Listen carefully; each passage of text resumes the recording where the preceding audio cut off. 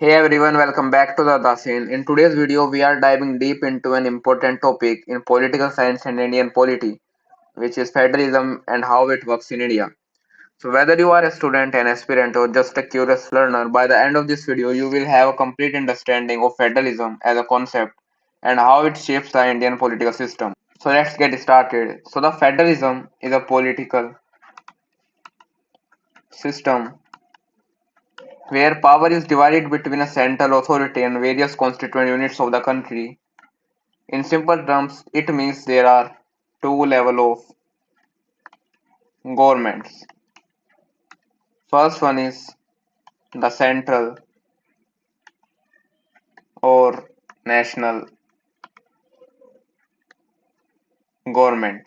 Second one is state or provincial government. So the each level of government has its own jurisdiction and autonomy in certain matters. This system allows for unity in diversity, especially in large and diverse countries like India, USA, and Canada. So let's further proceed to the types of federalism.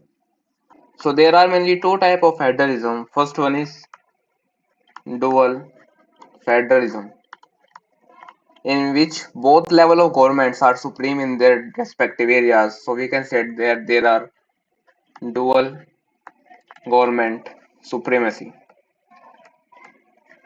For example, United States of America. Second one is cooperative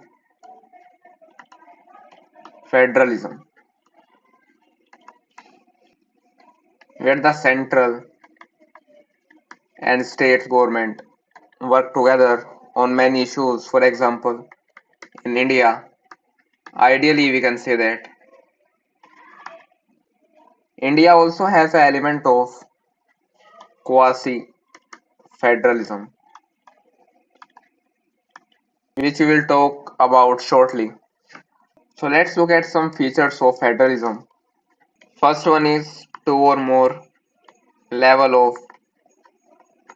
government. Second one is written constitution that divides the power between center and state. Third one is division of powers, usually by a schedule. Fourth one is supremacy of constitution that ensures the federalism in any state. Fifth one is independent judiciary that resolves the disputes between central government and state government. So these features that we have discussed ensures that both the union and state functions without interfering with each other's domain.